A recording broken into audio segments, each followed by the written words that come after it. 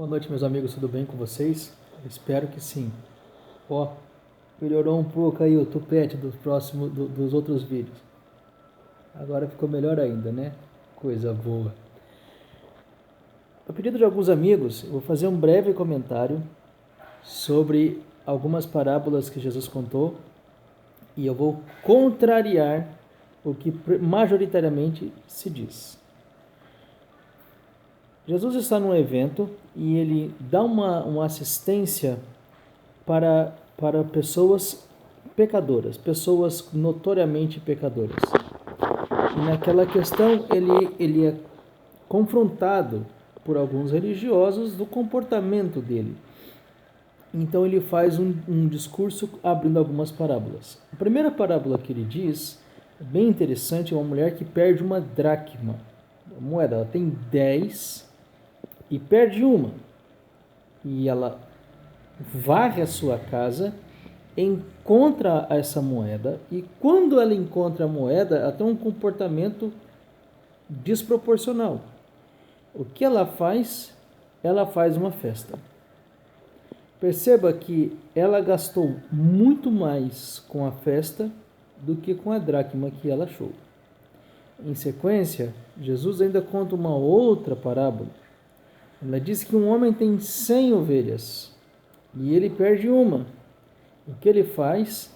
Ele deixa as 99 num local seguro, sai para encontrar essa uma ovelha que estava perdida, até que ele a encontre e traz para dentro da sua casa. E quando ele acha, ele faz uma festa. Possivelmente, nessa festa, teve banquete, teve comida, teve carne. Então, por conta de uma perdida, talvez mataram-se duas para festejar e alegrar aquela ovelha que tinha perdido. Veja que, mais uma vez, o gasto é desproporcional. Você está comemorando porque recuperou uma, mas a sua festa está saindo mais cara do que o bem encontrado. E isso evolui para uma outra parábola, e essa é bem discutida, que é a parábola chamada do parábola do filho pródigo. Todo mundo conhece, não vou ficar dando muito detalhe. O pai tinha 2 filhos, um queria uma parte da herança, o pai vende, dá o dinheiro para ele some no mundão de Deus, do eterno, de repente se lasca todo, se quebra, e ele pensa em voltar para casa.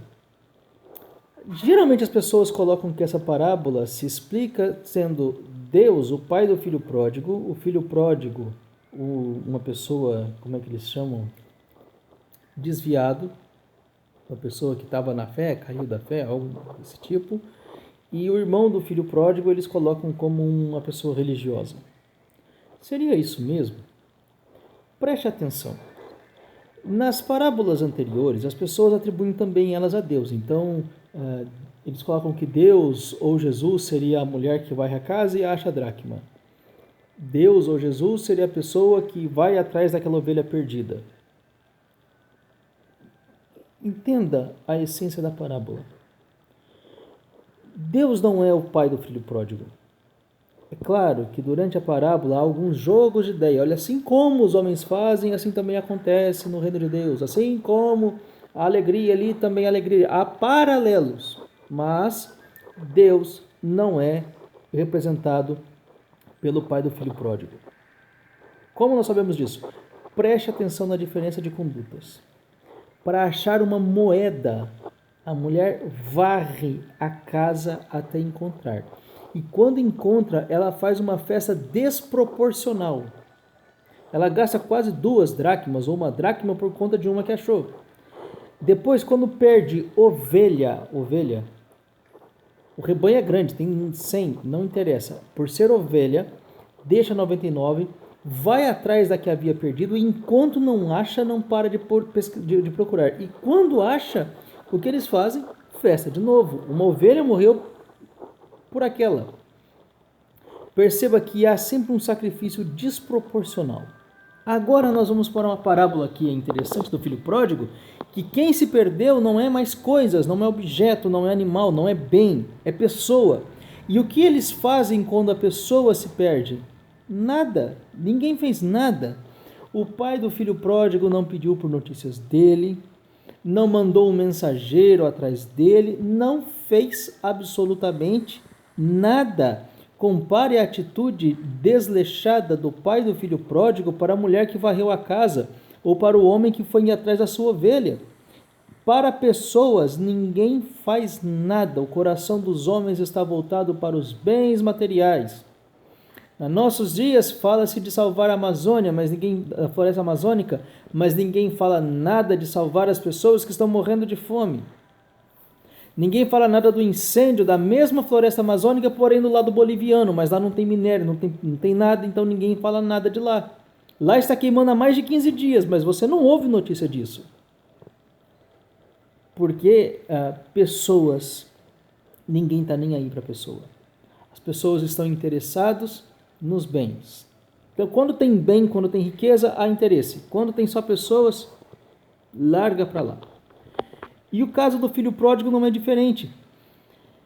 No contexto que foi narrado, o filho do pródigo é associado aos judeus helenizados, aos judeus do mundo helênico, que eram considerados como desviados, caíram da essência da fé por adquirir os costumes das gentes, os costumes dos gregos. Enquanto que o filho, irmão dele, era visto como um religioso padrão do seu tempo, poderia perfeitamente ser um fariseu, porque essa era a maioria partidária daquele tempo, a maioria religiosa era fariseu, os saduceus era só aristocracia, e os essênios também não eram um movimento tão grande, apesar de expressivo, como a gente vê na biblioteca de Qumran, se for realmente dos essênios, mas o movimento mais popular de Israel naquele tempo era o farisaísmo. Jesus mesmo dá todos os indícios de que era um fariseu, embora participante de muitos pontos doutrinários dos essênios, mas ele se identifica claramente como um fariseu. Ele era chamado de rabino, e rabino só existia dentro do farisaísmo. Ele estava em sinagoga, e sinagoga é instituição farisaica. Então a gente vê bastante elementos dele. Ele conversava, dialogava muito mais com os fariseus do que com os outros grupos. O meio dele era em volta do farisaísmo. Mas deixando esses detalhes de lado, que não são tão relevantes, nós temos que a busca, se quiser entender até o filho pródigo, não só como um judeu helenista que precisava de socorro, mas como de qualquer pecador, você consegue entender que a atitude dos homens, quando se tenta buscar pessoas, é incompreensível. Mas quando você fala que vai salvar bens, procurar dinheiro, procurar suas posses, todo mundo entende e todo mundo aplaude. Então, quando Jesus fala que ele estava ali jantando com essas pessoas pecadoras, ele estava resgatando o que ninguém queria resgatar.